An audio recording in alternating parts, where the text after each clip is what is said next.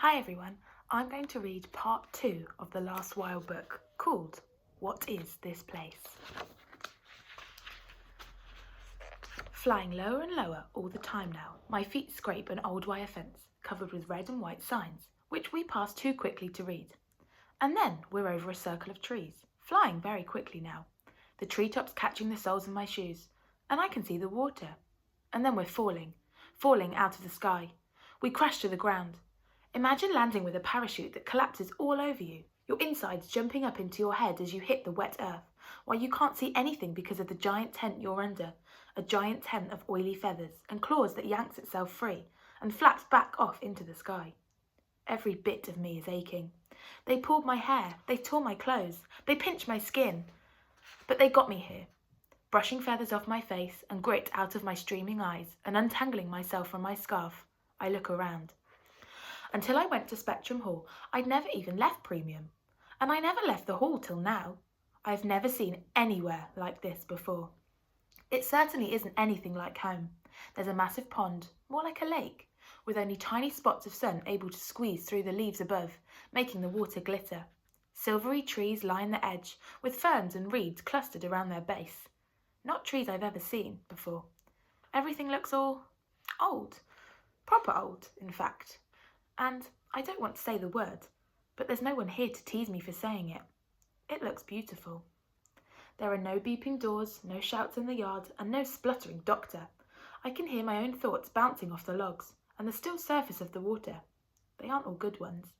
I look at the pigeons quietly, resting in the treetops above my heads, their heads tucked into their wings. Where are we? What are we doing here? They don't answer. Instead, the general clambers out of my jacket pocket and down my leg onto the ground.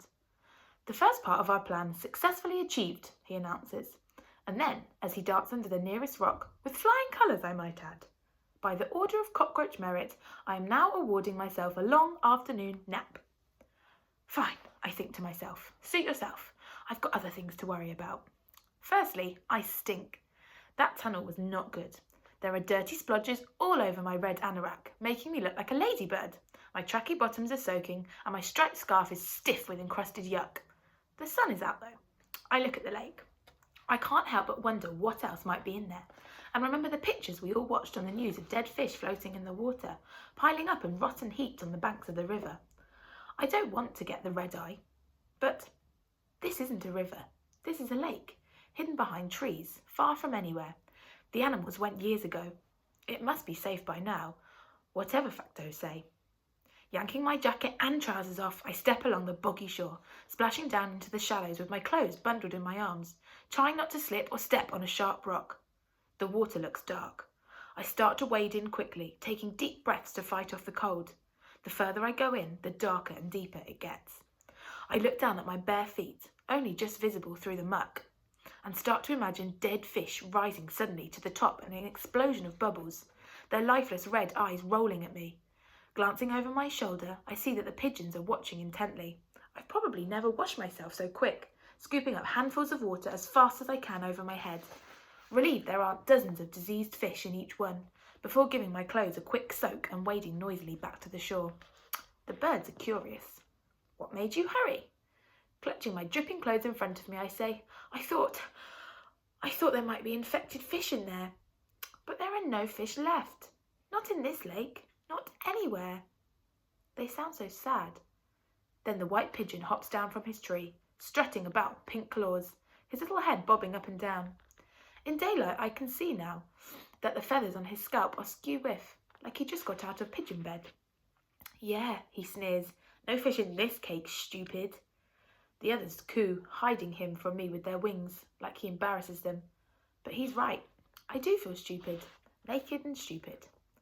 Why don't you tell me what's going on, instead of laughing at me? You brought me all the way out here. Why don't you do something useful, like take me home? But before I even reach the end of my sentence, I discover I'm talking to nobody. They've all clapped off into the air. There's a distant flapping, and then nothing.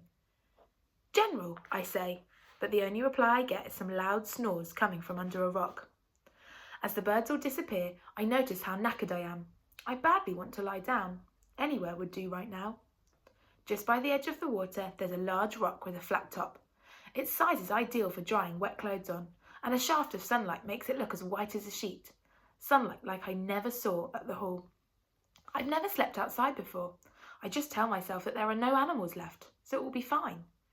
Varmints can't give you the virus yet, and besides, it's almost comfortable. It's definitely very warm and very quiet. I can feel my eyes slowly closing, and I'm just drifting off to sleep when something makes me sit bolt upright. Wide-eyed, I look around, but the water is as calm and steady as it was before. There are no floating swollen fish. There are only the pigeons who have returned and are sitting on the tufts of grass around the big white boulder, pecking about beneath it. They made me feel safe for a moment, before I remember that they brought me here rather than taking me home. "You snore more than your guard did, soldier," says a snarky voice in my lap. "Like you can talk," I want to say back, but I don't. Instead, I brush the general away without even replying. I'm about to lie down again when a rock tumbles and crashes out of the trees into the bog. Not a big rock, but a rock just big enough to get knocked by something, moving through the silver trees. A rock followed by a little avalanche of pebbles hissing down through the ferns in between. There's someone in the forest, someone or something heading our way.